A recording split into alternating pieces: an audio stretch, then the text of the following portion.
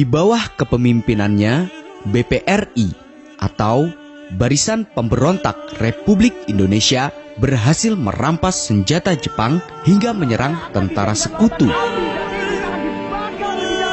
Selain mendirikan radio pemberontakan untuk seruan perang, ia juga merupakan sosok orator ulung yang membakar semangat para pejuang dalam berbagai pertempuran.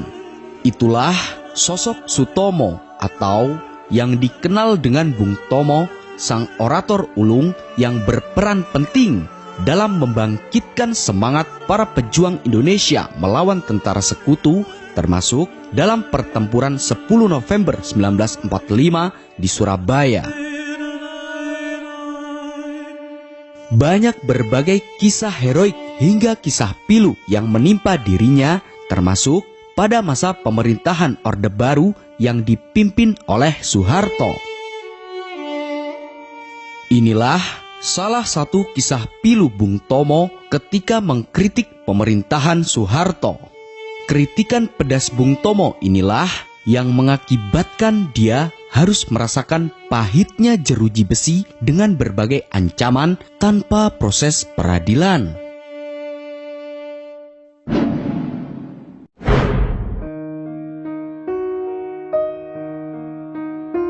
Pada tahun 1950-an, Sutomo atau Bung Tomo sempat menekuni dunia perpolitikan.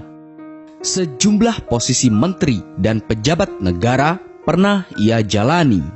Di antaranya, Sutomo pernah menjabat sebagai Menteri Negara Urusan Bekas Pejuang Bersenjata atau veteran, sekaligus Menteri Sosial di era Kabinet Perdana Menteri Burhanuddin Harahap pada tahun 1955 hingga tahun 1956. Dan tidak lama kemudian, selama 4 tahun, Bung Tomo juga tercatat sebagai anggota DPR yang mewakili Partai Rakyat Indonesia.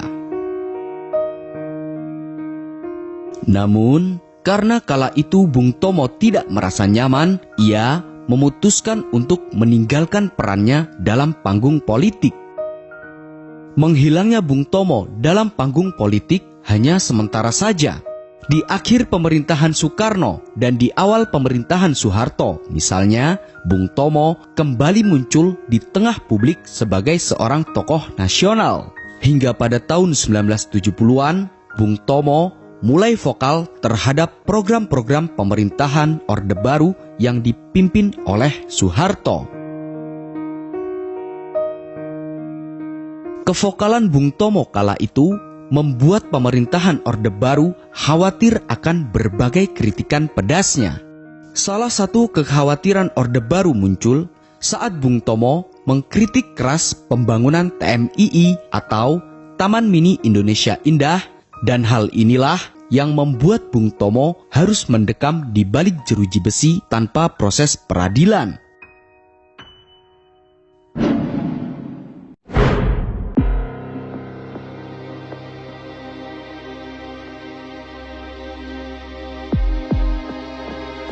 April 1975, ketika TMII atau Taman Mini Indonesia Indah resmi beroperasi, menuai banyak kritikan dari berbagai pihak karena kala itu beredar informasi bahwa pembangunan TMII yang dicetuskan istri Presiden Soeharto, Siti Hartinah ini dianggap sebagai pemborosan anggaran negara. Bahkan Ibu Tin atau Siti Hartinah ini meminta 10% dari para pengusaha dan juga meminta 16% dari provinsi untuk merancang pembangunan TMII. Akibatnya, banyak kritikan keras dari berbagai pihak, termasuk Bung Tomo. Bung Tomo menyampaikan informasi anggaran TMII itu di berbagai media, dan juga Bung Tomo kerap mengkritik pembangunan TMII dalam setiap pidato-pidatonya yang terus diulang bertahun-tahun hingga membuat pemerintahan Orde Baru yang dipimpin oleh Soeharto ini sangat khawatir. Akibat kekhawatiran rezim Orde Baru ini, akhirnya pada tanggal 11 April 1978, Bung Tomo didatangi aparat dan ditangkap dengan paksa atas tuduhan melakukan tindakan subversif. Ia dikerangkeng tanpa proses pengadilan di penjara Nirbaya, Pondok Gede, Jakarta. Selama di dalam penjara, layaknya makanan sehari-hari dalam penjara, Bung Tomo kerap menuai berbagai interogasi dan ancaman dari aparat.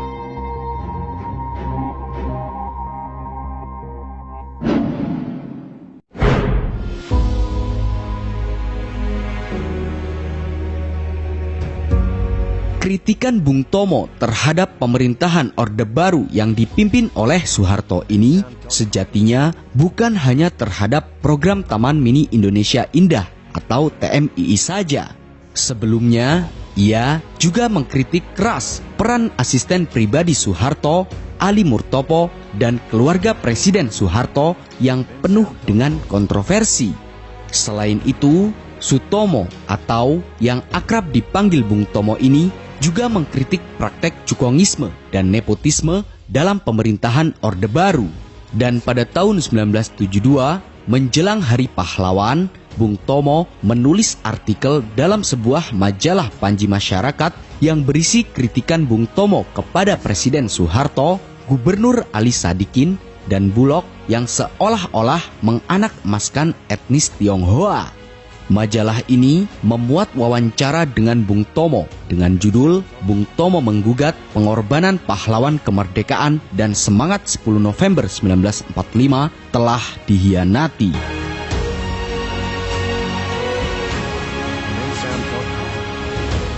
Namun, di ujung kritik kerasnya yang mengkritik pembangunan TMII ini membuat Bung Tomo harus mendekam di dalam tahanan selama 1 tahun dengan berbagai interogasi dan ancaman.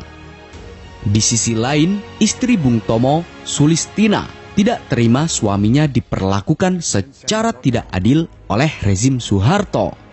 Perempuan yang pada saat Perang Kemerdekaan itu ikut aktif dalam Palang Merah Indonesia atau PMI ini marah dan mengirim surat protes kepada Soeharto. Akan dijadikan lautan api, saudara-saudara, dan Inggris akan dimusnahkan di dalamnya. Dalam surat yang ditulis pada tanggal 6 Juli 1978 itu, Sulistina menulis, orang yang sudah mempertaruhkan jiwa raganya untuk mempertahankan kemerdekaan negaranya tidak mungkin mengkhianati bangsanya sendiri. Bung Tomo memang telah mempertaruhkan jiwa raganya untuk Indonesia. Jasanya sangatlah besar. Pidato Bung Tomo dengan pekikan khas Allahu Akbar yang disiarkan dalam radio pemberontak bentukan Bung Tomo ini menjadi energi yang menggerakkan arek-arek Surabaya melawan pasukan sekutu yang ingin menjajah kembali Indonesia. Pertempuran Surabaya yang kemudian diperingati sebagai Hari Pahlawan setiap 10 November ini tidak bisa dilepaskan dari peran besar Bung Tomo. Bismillahirrahmanirrahim. Pertahankanlah kota kita ini. Tuhan akan berserta kita.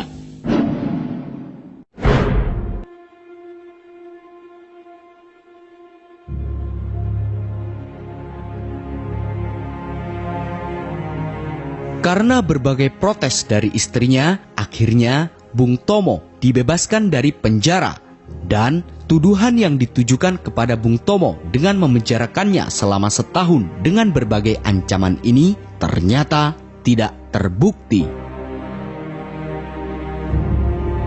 Sekeluarnya dari penjara, sebagaimana yang termaktub dalam buku Romantisme Bung Tomo, kumpulan surat dan dokumen pribadi pejuang revolusi kemerdekaan, Bung Tomo sempat bilang kepada istrinya bahwa pemenjaraan dirinya ini Bung Tomo menganggap sebagai resiko perjuangan. Resiko seorang angkatan 45 yang ingin membela nama baik angkatan 45-nya dan ingin membela nama baik TNI yang ia pernah ikut mendirikannya.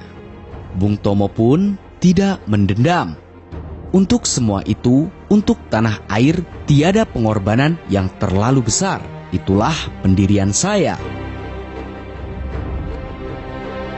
Setahun setelah keluarnya dari penjara, Bung Tomo lebih mencurahkan perhatiannya untuk merawat dan mendidik keempat anaknya. Dan pada tanggal 7 Oktober 1981, Sutomo atau Bung Tomo menghembuskan nafas terakhirnya dengan tenang saat tengah menunaikan ibadah haji di Padang Arafah, Arab Saudi. Sosok orator ulung ini kini telah pergi, dan dengan kepergiannya ini, harapan Bung Tomo tentunya perjuangan terhadap bangsa Indonesia jangan sampai luntur dan teruslah berjuang meski harus nyawa taruhannya.